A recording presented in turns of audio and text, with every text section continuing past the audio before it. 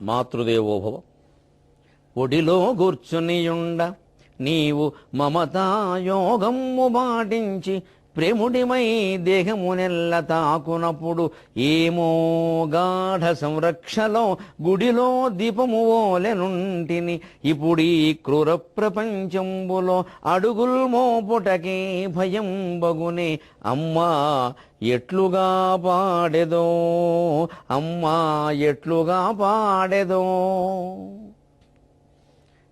ABN Andhra Jyothi ప్రేక్షక మహాశయులందరికీ నవజీవన వేదం అనే కార్యక్రమంలో 133వ భాగానికి స్వాగతం పలుకుతుంది. దశమోధ్యాయః విభూతి యోగః. పరమాత్మ ఈ విభూతి యోగంలో అద్భుతంగా లోకంలో ఏ ఏ వ్యక్తులలో, ఏ ఏ వస్తువులలో, ఏ ఏ సందర్భాలలో తన తేజస్సు అధికంగా వ్యక్తం అవుతుందో చెబుతున్నాడు. ఈ యోగంలోకి ప్రవేశించే ముందే ఒక హెచ్చరిక. దయచేసి ఆ చెప్పిన వస్తువుల్లో మాత్రమే దేవుడు ఉన్నాడు, మిగిలిన చోట లేడని అనుకోకండి. అజ్ఞానంలో పడకూడదు. మనకి ఏం చెప్పినా ప్రమాదం ఇదే. పాండవానాం ధనంజయ అని ఆయన అంటే పాండవుల్లో అర్జునుడేట దేవుడు, మిగిలిన వాళ్ళు కాదుట. కాదని చెప్పలేదు ఆయన. 10 మందిలో ఇతను గొప్పవాడు అంటే మిగిలిన వాళ్ళు ఆయనకంటే కొంచెం తక్కువ అని. అంతేకాని మిగిలిన వాళ్ళు పనికి మాలిన వాళ్ళు కాదు. ఈ భావం చాలా ఆధ్యాత్మిక రంగాన్ని పక్కదారి పట్టించేస్తుంది. అందుకని విభూతి యోగంలో ప్రవేశించే ముందే నేను ఈ జాగ్రత్త చెబుతున్నాను. భగవంతుడు లేని చోటు లేదు, భగవంతుడు లేని వ్యక్తి లేడు. ఏదైనా ఉంటే అది భగవంతుడికి వ్యతిరేకమే. ఎందుకంటే భగవంతుడికి వ్యతిరేకం ఉండే అవకాశమే లేదు. సర్వాంతర్యామని మనమే చెబుతాం. అందుకే ఇక్కడ మొట్టమొదట ఆ భావాల్లోనే ఒక మాట మనకు అనుమానం నివృత్తి అయిపోయేలాగా, చెడ్డ కూడా నేనే అంటున్నాడు ఆయన. ఇంకేం కావాలి? అహింసా సమతాస్తుష్టి తపోదానం యశో అయశః. అహింసా సమతా తుష్టి తపోదానం యశో అయశః భవంతి భావా భూతానాం మత్త ఏవ పృథగ్విధాః. అహింస మంచి భావనే మనం ఒప్పుకుంటాం. సమత సమానత్వం, తుష్టి సంతృప్తి, తపః తపస్సు, దానం దానం, యశః కీర్తి, ఇంతవరకు బాగానే ఉన్నాయి. అయశః అపకీర్తి కూడా నా నుంచే పుడుతోంది. అంటే మనకు అపకీర్తి కలిగినా కీర్తి కలిగినా అది భగవంతుడి చర్యలో ఒక భాగం, భగవంతుడి లీలలో ఒక భాగం, మాయలో ఒక భాగం. మన కంగారు పడక్కల ఈ భావన కలిగి ఉండాలి. ఎందుకని ఆయన ఒక సినిమా దర్శకుడు ముందు కథను వింటాడు. కథ లేనిదే సినిమా ఉండదు కదా. కథ ఉంటాడు, కథ బాగుంటేనే సినిమా తీస్తాడు. అందుకే ఈ కథలు రాసేవాళ్ళందరూ ముందు దర్శకుల చుట్టూ తిరుగుతారు. ఒకసారి కథ వినండి సార్, కథ వినండి సార్. అందులో ఏమైనా 2-3 ఘట్టాలు మలుపులు ఏమైనా బాగుంటే బాగుందండి అది. కానీ ఈ కథని ఫలానా వాళ్ళు తీస్తే బాగుంటుంది. నిర్మాత అప్పటి నుంచి నిర్మాత ఎవరు నటించాలి ఇవన్నీ వాళ్ళు నిర్ణయించుకుంటారు. నిర్మాత దర్శకుడు కూర్చుని అప్పుడు నిర్మాత కూడా వింటాడు. బాగుందండి, మంచి కొత్తగా ఉంది, ఇది బాగుంది, మధ్య దీనికి పర్వాలేదు, ఎంత పెట్టుబడైనా పెట్టచ్చు అనేది వాళ్ళు ఆలోచించుకుంటారు. అప్పుడు అందులో పాత్రలకు ఎవరు సరే. ఇప్పుడు ఈ రంగం మారిపోయిన తర్వాత హీరోను బట్టి కథను రాసే స్థితి వచ్చింది కదా, దరిద్రం అనుకోండి, అది వదిలేసేయండి. ఇది కదా అంటే ఈ దర్శకుడు కథని తీసుకుని ముందు నిర్మాణం మిగిలినంతా నిర్మాణం చేసినట్టుగా భగవంతుడు స్క్రీన్ ప్లే రచించాడు. ఆయన కథ, ఆయన దర్శకుడు, మనం పాత్రధారులు, ఆయన సూత్రధార. అందరూ చెప్తున్న మాట ఇది, కొత్త మాట ఏం కాదు, అందరూ ఒప్పుకుంటున్న మాట. మరి కథ ఆయన రచించి నడిపిస్తున్నప్పుడు అంతా ఆయన లీల అవునా కాదా? ఓ సినిమా తీశారు, సినిమాలో ఒకరికి విలన్ వేషం ఇచ్చారు. ఆ విలన్ వేషం వేసే వ్యక్తి చాలా మంచివాడు కావచ్చు, సూర్యకాంతాన్ని మించిన మంచి అత్తగారు లేదని వాళ్ళ కోడలంది స్వయంగా. ఇంకెవరో అంటే మనకు అనవసరం, వాళ్ళ కోడలు. మా అత్తగారిని మించినంత మంచి అత్తగారు కుంతీదేవి కూడా కాదు. కుంతీదేవికి మంచి అత్తగారుగా లోకంలో పేరుంది. కుంతీదేవి కూడా మా అత్తగారి ముందు సరిపోదని చెప్పి, మరి అటువంటి సూర్యకాంతానికి చెడ్డ పేరు రావడం ఏంటి? అదంతే. భయంకరమైన అత్తగారంటే సూర్యకాంతం అంటారు ఇప్పటికి లోకం. అంటే అది నటన. అంటే సూర్యకాంతం ఎంత గొప్ప వ్యక్తి అంటే తన స్వభావానికే విరుద్ధమైన పాత్రలకు అద్భుతమైన న్యాయం చేసింది. ఆవిడకి నమస్కారం. ఆవిడ బ్రహ్మలోకంలో ఉండాలని కోరుకుందాం, ఏం సందేహంలో బ్రహ్మలోకంలో ఉండాల్సింది. కళాకారిణి ఎడంచెయ్యి ఊపితే చాలు కదండి. ఎస్వీఆర్ కుడి చెయ్యి, సూర్యకాంతం ఎడంచెయ్యి, దాంతో ఏరేసారు సినిమాని. అలాంటిది ఇప్పుడు చూడండి, ఆవిడ ఇప్పుడు ఆ చెడ్డ పాత్రలాగే చేసింది తప్ప, నేను ఇంత దుర్మార్గురాలను అయిపోవడం నాకు ఇష్టం లేదు, పబ్లిక్లో నా ఇమేజ్ పాడైపోతుంది, ఎక్కడికి వెళ్ళినా కానీ అలా చూస్తున్నారు అని అంటే మరి దర్శకుడు ఏం చేస్తాడు? అదేమిటంటే ఆ పాత్ర మీరు బాగా నటించగలరు, అందుకని మీకు ఇచ్చామండి సూర్యకాంతం గారు, మీరే కాదంటే ఇంకెవరు చేస్తారండి అని అండా. అంటే దర్శకుడు ఇచ్చిన పాత్రను మనం స్వీకరించినట్టే మత్త ఏవ పృథగ్విధాగ అయశక యశక అపకీర్తిని కీర్తిని అవమానాన్ని సన్మానాన్ని సుఖాన్ని దుఃఖాన్ని అహింసని హింసని సమస్తాన్ని స్వీకరించాలి. ఒక్కోసారి జీవితంలో హింస కూడా తప్పనిసరి అవుతుంది. ఈవేళ యుద్ధరంగంలో ఉన్నటువంటి సైనికులను హింస చేయొద్దని మనం అనగలమా? హింస చేయకుండా ఉంటే నడుస్తుందా? అప్పటికి ఇప్పటికీ తేడా చూడండి. అక్కడ చైనా వాళ్ళు పాకిస్తాన్ వాళ్ళు లోపలికి ఆక్రమించుకుని వచ్చేస్తుంటే అప్పటి ప్రభుత్వం అసలు మాట్లాడకపోగా చర్చిద్దాం అన్నారు. ఈ చర్చించేలాగా వాళ్ళు మొత్తం ఆక్రమించారు. అదే ఇప్పుడు అరుణ్ జైట్లీ నరేంద్ర మోడీ గారి దగ్గర ఉండే రక్షణ మంత్రి వెళ్ళి మేము శాంతి చెయ్యం, తుపాకులతో జవాబు చెబుతాం, ఒక్కసారి సరిహద్దు ప్రాంతంలో తుపాకీ పేలింది అంటే ఇక శాంతి చర్చలు ఉండవని చెప్పాడు. స్పష్టంగా నమస్కారం చేయాలి. ఇది కావలసిన కంఠం. మేము శాంతి కట్టుబడి ఉండక్కల, శాంతికి కట్టుబడే ఉన్నాం, తేడా వస్తే అన్నిటికీ కట్టుబడి ఉన్నాం అంతే.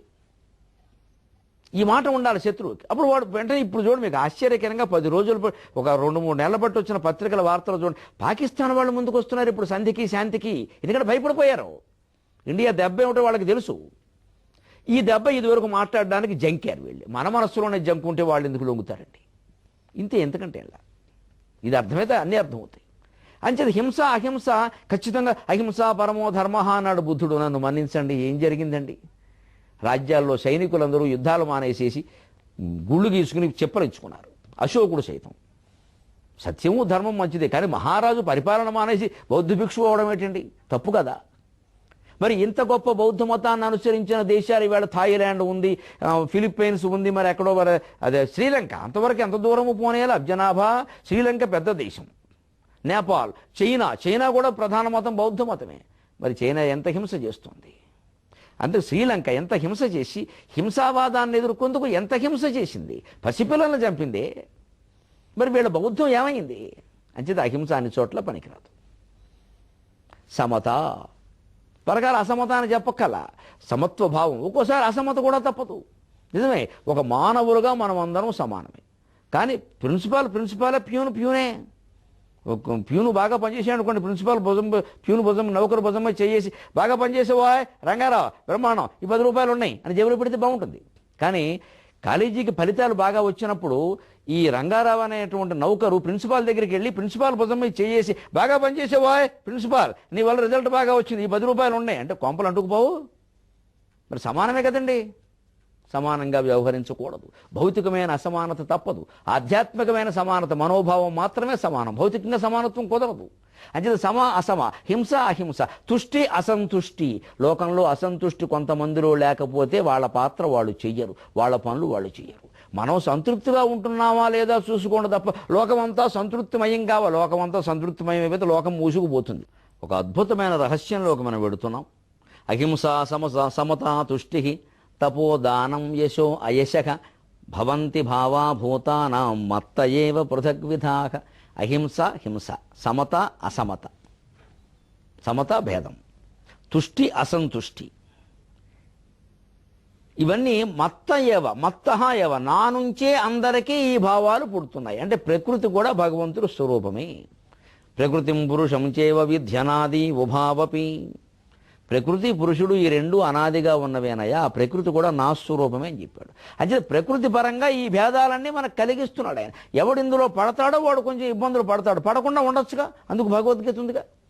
అంటే మనం పడుతున్నామా లేదా చూసుకుని మనం బయటికి రావాలి తప్ప అసలు ఈ భేదాలన్నీ లేకుండా ఉంటే ఎంత బాగుండు. భేదాలన్నీ లేకపోతే మట్టి ముద్ద ఉంటుంది, వినాయకుడు ఉండడు.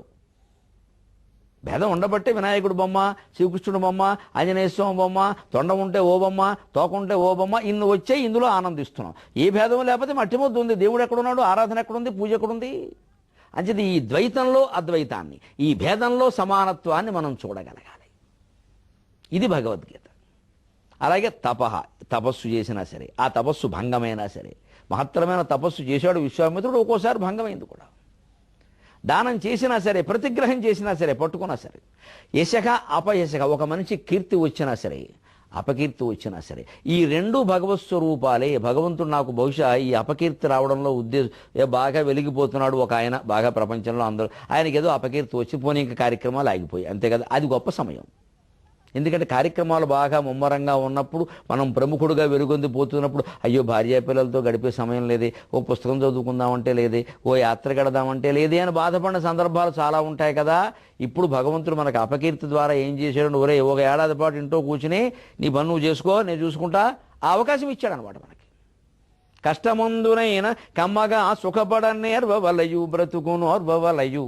ఈ తత్వం ఎంత గొప్పదండి. కష్టంలో కూడా కమ్మగా సుఖపడడం ఎలాగో తెలుసుకోవాలి, అలా బ్రతుకును ఓర్వవలయు, భరించాలి. అంతేగాని నాకు ఈ అపకీర్తి వచ్చింది దేవుడా, నేను తట్టుకోలేను చచ్చిపోతే. కీర్తి అప్పుడు ఎందుకు తట్టుకున్నావు మరి అంటే మన మనసులో చాలా స్పష్టంగా మంచి పేరు కావాలి, చెడ్డ పేరు రావద్దు. మరి అటువంటిప్పుడు చెడ్డ పనులు చేయకుండా ఉంటే చెడ్డ పేరు రాదు కదా.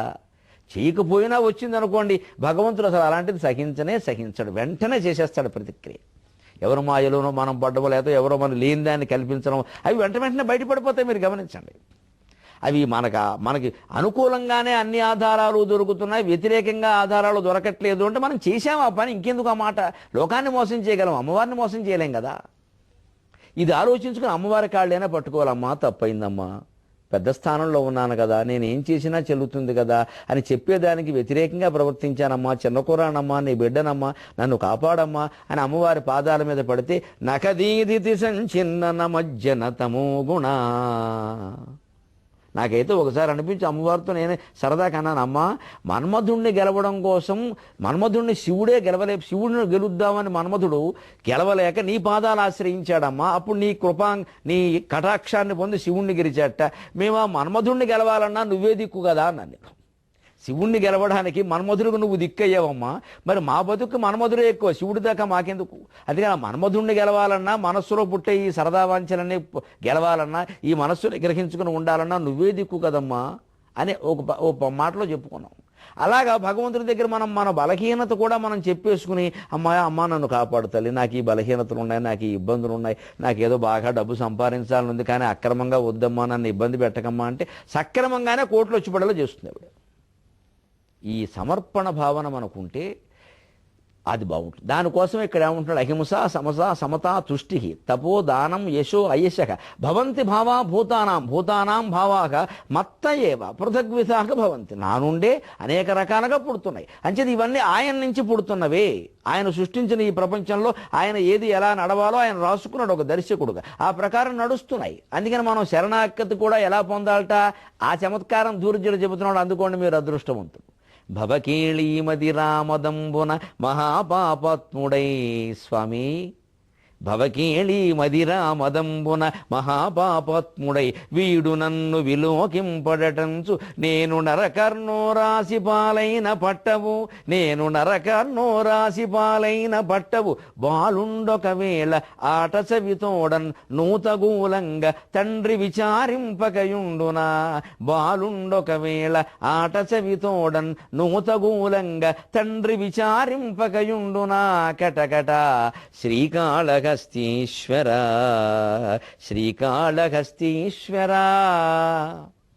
ఈ శరణాగతి భావం ఎలా ఉండాలంటే, స్వామి అన్నీ నీ నుంచే వచ్చాయని చెప్పావు కదా, కీర్తి అపకీర్తి, హింస అహింస, మంచి చెడ్డ సమస్తం.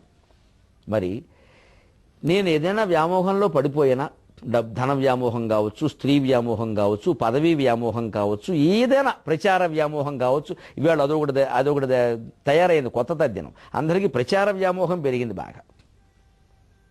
మన పేరు అలా టీవీలో వస్తూ ఉండాలి, మన మొహం కనబడుతూ ఉండాలి, మన పేరు. అందుకని డబ్బిచ్చి పెట్టించుకోవడం కార్యక్రమాలు. అలాగే మన పేరు వస్తామని పేపర్లో రావాలి, 10 మందికి రాదు. అందుకని వాళ్ళని ఎవరు వస్తే పేపర్లో వస్తుందో వాళ్ళని పిలవండి. రాజకీయ నాయకులు వస్తే వాళ్ళ పేరు వేస్తారు, వాళ్ళతో పాటు మనని వేస్తారు, కాబట్టి వాళ్ళని పిలవండి. ఇది అనవసర పాలిష్యం. అసలు ఎందుకు రావడం? ఇది మన ఇంట్లో కార్యక్రమం. చివరికి ఇంట్లో సత్యనారాయణ వ్రతాన్ని కూడా టీవీలో చూపించే పరిస్థితి వచ్చింది అంటే ప్రచార వ్యామోహం ఎంత పెరిగిందో మనం అర్థం చేయాలి. ఇది ఎవరు బాగుపడ్డానికి కాదు, అనవసరపు ఖర్చు తప్ప. ఇంట్లో సత్యనారాయణ వ్రతం చేసుకునేది టీవీలో చూపించడం ఏంటండి? ఎవరు చూస్తారు దాన్ని? బంధువులు తప్ప. వాళ్ళు చూసి ఏమవుతారు, వాళ్ళు వ్యామోహానికి లోనయ్యి వాళ్ళు చూపించారు, మా తోడళ్ళు గారు, మన లేకపోతే మా ఆవిడ ఊరుకోదు, ఇద్దరు అప్పచెల్లెళ్ళు, మంది చూపించండి, ఓ 50,000. సత్యనారాయణ వ్రతం ఖర్చేమో 10,000 కూడా ఉండదు, ఇది 50,000. ఏమైంది? సత్యనారాయణ స్వామి ఉండడు అక్కడ, టీవీలు వాళ్ళు ఉంటారు కానీ ఇంత కెమెరాలు వేసుకుని. సత్యనారాయణ స్వామి ఉండడు. ఆయనకి ప్రచారం అక్కల. ఈ వ్యామోహాల్లో పడిపోతున్నాం మనం. కాబట్టి ఏమంటున్నాడంటే నేను పడిపోతానయ్యా, ఏదో మొండివాదన కవిలాగా మాట్లాడతాడు. భవకేళి మదిర మదంబున, నువ్వే సృష్టించావు కదా ఈ ప్రపంచాన్ని. అహింస సమస సమత తుష్టి దానం యశో ఐష అన్నీ నువ్వే కదా. మరి నేను పడితే నీకంటే నేనేం గొప్పవాడినా నీ మాయలో పడకుండా ఉండడానికి? నేను పడిపోయాను, నాకు తెలుసు. ఈ భవం, ఈ సంసారం, ఈ జీవితం అనేది ఒక కేళి క్రీడ, మదిర ఇది ఒక మత్తు పదార్థం. ఈ సేవించాను, ఈ ఆటలో ఉన్నాను, నేను తప్పుకోలేను, నా వల్ల కాదు. నేను మహాపాపాలు కూడా చేస్తాను. ఏం చేయమంటావు? నా మనస్సు నా మాట వినలేదు, నా బుద్ధి మాంద్యం అయిపోయింది, లాక్కెళ్ళిపోతుంది అదే బరబరబర. ఇంత నిజాయితీగా ఏడవాలండి దేవుడి దగ్గర. ప్రార్థన అంటే ఇది, పూజ అంటే ఇది. 1,00,000 ఒత్తులును కోటి ఓపికలు పెట్టడం కాదు అక్కడ. 1,00,000 ఒత్తులు, కోటి దీపాలు ఇవేవి మన కాపాడవు. ఈ నిజాయితీ కాపాడు. ఈ నిజాయితీ ఉండాలి జీవితంలో. నేను చేశాను నిజమే, నేను వ్యామోహపడ్డాను నిజమే, నేను తప్పు చేశాను నిజమే, నేను ఒప్పేసుకుంటున్నాను. కోర్టులో ఒప్పుకున్న న్యాయమూర్తి క్షమిస్తాడు, భగవంతుడు క్షమించడా? కోర్టులో చివరికి చేసిన వాడు అయ్యా చేశానంటే తప్పు అయిపోయిందంటే మీరు ఏజెంట్ ఆ నిజాయితీగా ఒప్పుకున్నాడు కాబట్టి నేను ఏదో కొంచెం తగ్గించానంటాడు. ఆయన కొన్ని విచక్షణ అధికారాలు ఉంటాయి. ఏమంటే ఒక న్యాయమూర్తికి ఇంత విచక్షణ అధికారం ఉన్నప్పుడు జగత్తంతటికి న్యాయమూర్తి అయిన శ్రీమన్నారాయణుడికి ఎంత విచక్షణ అధికారం ఉంటుందండి? మనం అక్కడ కన్నీళ్ళు పెట్టుకోవాలి. కానీ అందుకని నిజమే నేను పాపాలు చేశాను, కానీ నన్ను విలోకింపడటం ఈ భౌతిక వ్యామోహాలు, పదవి వ్యామోహం, ప్రచార వ్యామోహం, ధనం వ్యామోహం, రకరకాల వ్యామోహాల్లో పడి కొట్టుకుంటున్నాడు. ఊరికే పేరో ప్రతిష్ఠ అని నా గురించి పట్టించుకోడు. పైగా నన్ను కూడా వాడు ప్రతిష్ఠ కోసం వినియోగించుకుంటున్నాడు. ఏమిటిది? ప్రతిష్ట సోకరి విష్ట సమా మొత అంటాడు శంకరాచార్య స్వామి వివేక చూడమళ్ళు. ప్రతిష్ఠ ఎటువంటిదంటే పంది పెంట లాంటిది అంటారు శంకరాచార్య స్వామి. నన్ను మన్నించండి. ప్రతిష్ట సోకరి విష్ట, ఈ పత్రికల్లోనూ టీవీల్లోనూ ప్రచారం అని ఇదో పంది పెంట అన్నాడు. ఎందుకంటే బాగా ప్రచారం వచ్చాక ఒక్క తప్పు పని ఏదైనా మనం చేస్తే ఇదే మీడియా వారికి దొరుకుతాం. శుభ్రంగా ఎపిసోడ్ మీద ఎపిసోడ్ వేసేస్తారు మనకి చెప్పకుండా. మొత్తం ఒక్క రోజులో జీవితం ఖతం. ఎంతమందిని చూడలేదండి. ఇన్నాళ్ళ బట్టి ఇంత ప్రతిష్ట సంపాదించడం ఎందుకు అయింది?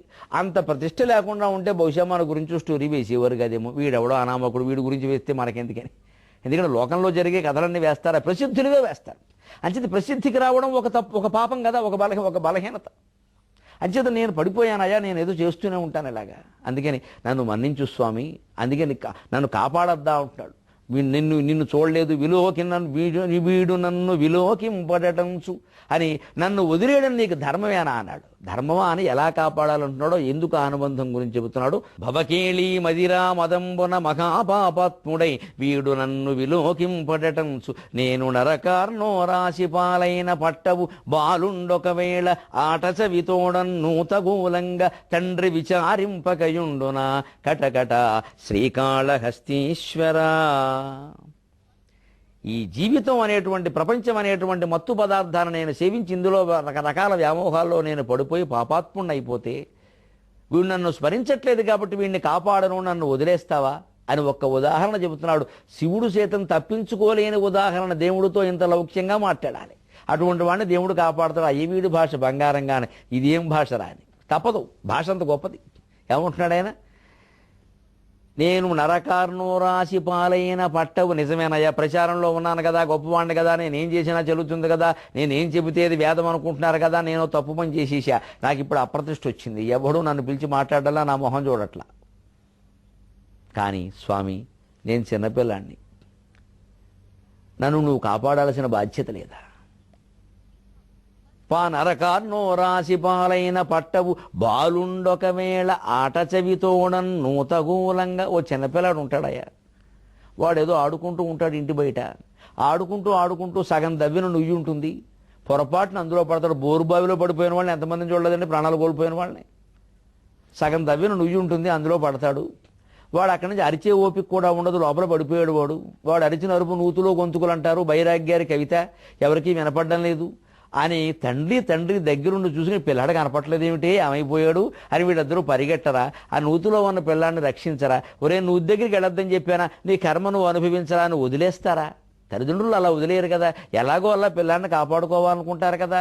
మరి నేను నీకు పిల్లాడిని కదా, నేను నీకు కొడుకును కదా, నీ బిడ్డను కదా, నన్ను నువ్వు కాపాడవా? ఇది దేవుణ్ణి అడగాల్సిన విధానం. తప్పు చేసి కూడా అడిగేందుకు ఇంత ధైర్యం ఇచ్చాడు. నేను అందుకే చెబుతున్నా, దూర్జడి శతకాన్ని మనం శ్రద్ధాభక్తులతో వింటే గొప్ప ధైర్యం వస్తుంది. నవజీవనాన్ని ఎదుర్కోగలిగిన ధైర్యం వస్తుంది. నవనవలాడే జీవితం గడుపుతాం మనం. తప్పు చేసిన వాడికే ఇన్ని పరిహారాలు, ఇన్ని అవకాశాలు ఉంటే ఒప్పుడు చేస్తున్న వాళ్ళం మనకి ఎంత భగవంతుడు మనకి ఎన్ని చేస్తాడండి. మనం ఇంకెంత ధైర్యంగా ఉండొచ్చు. తప్పు చేసినా పర్వాలా, ఘోరం చేసినా పర్వాలా, నేరం చేసినా పర్వాలా, ఒప్పేసుకో. దబాయించద్దు. పత్రికల వారి దగ్గర డబాయించవచ్చు, పక్కింటి వాడి దగ్గర డబాయించవచ్చు, పరమేశ్వరుడి దగ్గర డబాయించద్దు. ఏడిపోయి కాళ్ళ మీద పడిపోవడమే. శివలింగం ఉంటే శివలింగం, రామచంద్రమూర్తి విగ్రహం ఉంటే రామచంద్రమూర్తి కాళ్ళ మీద పడిపోవడమే. ఎత్తి తల తీసుకెళ్ళి ఆయన పాదాలకేసి కొట్టేసుకోవడమే. నన్ను క్షమించు, నేను చేశాను, నీ దగ్గర ఒప్పేసుకుంటున్నాను అంటే ఉత్తర క్షణంలో మొత్తం ఈ అప్రతిష్టని ప్రతిష్టగా మార్చేస్తాడు. నిజమే కదా. పిల్లాడు గోతులో పడితే తల్లిదండ్రి వెళ్ళి కాపాడుకోరా, నన్ను పిలవలేదు, నేను ఎందుకు వెళ్ళాలి, అయితే వీడికి ఎన్నోసార్లు అక్కడికి వెళ్ళొద్దని చెప్పాను, అయినా విన్నాడు, వీడి కర్మ వీడు అనుభవించా అని చిన్నపిల్లాడి విషయంలో అంటారండి. పోనీ ఒక 20 ఏళ్ళు దాటాక ఇంకెంత చెప్పినా వినకపోతే పిల్లల్ని వదిలేవలసిందే, చేసేదేం లేదు ఇక్కడ. ఇంకా వాళ్ళని పట్టుకుని మనం వేలాడితే వాళ్ళ వెనకాల మనం పోలీస్ స్టేషన్లో చుట్టూ తిరగాలి. ఇప్పుడు 20 ఏళ్ళు దాటాక మనస్తత్వం, అందుకే బాలుడు అంటున్నాడు. గమనించండి, ఈ పద్యం అడ్డంగా పెట్టుకుని 25 ఏళ్ల వాళ్ళని 30 ఏళ్ల వాళ్ళని వాళ్ళ దుర్వ్యసనాలను సమర్థిద్దామని చూడకండి. ఖచ్చితంగా అటువంటి కొడుకుని కూతురు ఇంట్లోంచి గెంటేయాలి. ఏమి సంబంధం లేదు. ఈ వ్యవహారం అంతా 18 ఏళ్ల వరకే. వాడికి ఓటేసే హక్కు, మైనారిటీ తీరిపోవడం జరిగింది అంటే గట్టిగా చెప్పేది చెప్పడం, లేదా వదిలేయడమే. నేను వదిలేశాను పో, సగరుడు అసమంజసుడు వదిలేశాడు, అంతే పో, నీ బతుకు నువ్వు బతుకు, సన్నాఫన్ నా పేరు రాయకు, తోలు ఊడిపోతుంది అని చెప్పాలి. అది ఖచ్చితంగా.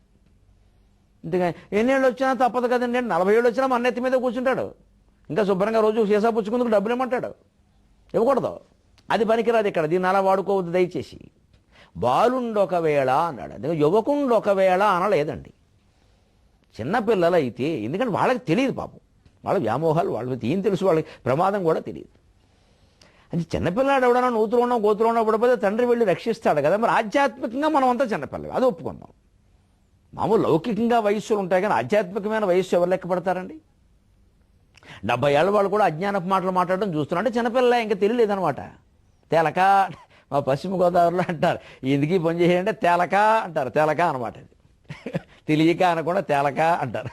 అంటే మరి తెలవదు, కొంతమందికి తెలియదు అంతే. 70 ఏళ్ళు వచ్చిన జ్ఞానం రాదు, ఇంకా అదే అజ్ఞానంలో ఉంటారు, అదే గుడ్డి నమ్మకాలు. అంచేతను దాని నుంచి బయటపడడం, ఇది ఇలా ప్రార్థన ఇంత నిజాయితీగా భగవంతుడిని. బాలుండొకవేళ ఆట చెవితోడన్ను తగూలంగా తండ్రి విచారింపకయుండునా. చిన్నపిల్లాడోడన నూతులోనో గూతులోనో పడిపోతే తండ్రి వెళ్ళి తనంత తాను కాపాడ్డా, పిలవాలని అనుకుంటాడా? అక్కడ నేను చెప్పినా వినలేదు అని కొడుకును వదిలేస్తాడా బిడ్డని? అలా వదిలేడు కదా స్వామి. అలా నువ్వు నన్ను వదిలేకయ్యా. క్రైస్తవంలో కూడానండి గొప్ప మాట మనం చెప్పుకోవాలి. ప్రభువా నా వేలు విడువకు, ప్రభువా నా చేతిని విడువకము, ప్రభువా నా చేతిని విడువకము అంటారండి. అంటే భగవంతుడు మన చేయి పట్టుకుని నడిపించాలి. ఏం జరిగినా మంచిది, నా చేతిని విడువకు, నా చేతిని విడువకు అంటారండి. ఆ భగవంతుడు మన చెయ్యి విడిచిపెట్టకూడదు అని మనం ఖచ్చితంగా కోరుకుంటే ఇక మిగిలినవన్నీ పెద్ద పెద్ద విషయాలు కావు. ఏదో రకంగా అడు దొరుకుతాయి, ఇడు దొరుకుతాయి. భవకేళి మదిరా మదంబున మహాపాపాత్ముడై వీడు నన్ను విలోకింపడటంచు, నేను నరకార్నో రాసి పాలైన పట్టవు బాలుండొకవేళ ఆట చవితోడన్ నూతగూలంగా తండ్రి విచారింపకయుండునా కటకట శ్రీకాళహస్తీశ్వర. అంటే బాధ్యతను సంపూర్ణంగా ఆయన నెత్తి మీద వెయ్యడం. దీన్నే మార్జాల కిశోరన్యాయం అంటారు. పిల్లి తన పిల్లల బాధ్యత తనే వహిస్తుంది పూర్తిగా. ఎక్కడ కుక్క వచ్చి తినేస్తుందో, మరో జంతువు వచ్చి తినేస్తుందో అని ఇంట్లో బీరువా వెనకాల పిల్లల్ని పెడుతుంది పిల్లి. సాధారణంగా కాస్త చీకటిగా మూలగా ఉండేలాగా. దారిగడ్డంగా పెడితే మనం తొక్కేస్తాం కదా, ఓ మూల పెడుతుంది. మళ్ళీ అక్కడి నుంచి తీసుకెళ్ళి ఏదో 3-4 పిల్లల్ని పెడుతుంది. ఆ 3-4 మెడ కరుచుకుని తీసుకెళ్ళి మంచం కింద పెడుతుంది సాయంత్రానికి. మళ్ళీ సాయంత్రం ఆ మంచం కింద తీసేసి దొడ్లో గడ్డిమేడి దగ్గర పెడుతుంది. మళ్ళీ తర్వాత గడ్డిమేడి దగ్గర తీసేసి పాకలో పెడుతుంది. ఇలాగైతే పిల్లి 7 చోట్ల తిప్పుతుందని చెబుతూ ఉంటారు పూర్వం సామెత. పిల్లి పిల్లని తిప్పినట్టు ఇప్పటికి కూడాను ఎవరన్నా ఎక్కువ తిరుగుతుంటే పిల్లి పిల్లని తిప్పినట్టు తిప్పుతున్నారమ్మ. వాడిని ఊరికి ఓ చోట ఉద్యోగం చేసుకొని ఇవ్వట్లేదు, వాడిని ఏడాదికి ఒక చోటకు మార్చేశారు అని పిల్లి పిల్లని తిప్పినట్టు అంటారు. అంటే పిల్లి తన పిల్లల్ని అలా తిప్పుతూ ఉంటుంది, ఎందుకంటే దాని భయం దాంది. కానీ ఇన్ని చోట్ల తిప్పినా, ఇన్నిసార్లు తిప్పినా, మెడ కరుచుకుని తిప్పినా ఎక్కడా పిల్లకి హాని జరగదు. అంటే ఆ మెడ ఖర్చుకోకుండా దాని నరాలు దెబ్బతినకుండా ఎలా పట్టుకోవాలో దానికి తెలుసు. ఎక్కడి నుంచి వచ్చింది ఆ విద్య? అదే విభూతి యోగం. భగవంతుడు దానికి ఆ శక్తి ఇచ్చాడు. లేకపోతే పిల్లి తన పిల్లల్ని కాపాడుకోలేదు. అవి ఎలక పిల్లలు కావు, ఏనుగు పిల్లలు కావు. వాటిని కాపాడుకునే విధానం వేరు. అంచేత భగవంతుడు తల్లి పిల్లి లాంటి వాడు అలా అనుకోండి. మనం పిల్ల పిల్లిలం. మనల్ని కాపాడుకోవడం ఆయనదే పూచి అని సంపూర్ణంగా నీదే భారం అయ్యా స్వామి, నువ్వు కాపాడకపోతే నేనేం చేయలేను అనగలిగితే ఎంత గొప్పగా ఉంటుందన్న విషయం ఏదైనా. అంచేది ఇదంతా భగవంతుడి యొక్క ఆటగా మనం భావించాలి. క్రీడార్థం సృజసి ప్రపంచమఖిలం క్రీడామృగాస్తే జనాః యత్కర్మాచరితం మయాచ భవతః ప్రీత్యై భవత్యేవతతు. దాన్నే శివానందలహరి ఇంకాస్త సరదాగా చెబుతున్నారు. నీ ఆట కోసం ఈ ప్రపంచం అంతా పుట్టించుకున్నావయ్యా. క్రీడార్థం సృజసి ప్రపంచమఖిలం క్రీడామృగాస్తే జనాః. ఈ జీవులందరూ ఇందులో ఆట బొమ్మలయ్యా. అందుకని యత్కర్మాచరితం మయాచ భవతః ప్రీత్యై భవత్యేవతతు. నేనేం చేసినా నీ ఆట కోసమే కదా, గోతులో పడ్డం కూడా నీ ఆటలో భాగమే కదా, అంచేత నన్ను కాపాడడం నీ పూచి కదా అంటున్నాడు ఆయన. అటువంటి దివ్యమైనటువంటి పద్యాలతో శ్లోకాలతో మళ్ళీ 23:30 గంటల్లో కలుద్దాం. ఇదంతా మనకు అందించినటువంటి తెలుగు భాషలో మనం మాట్లాడదాం.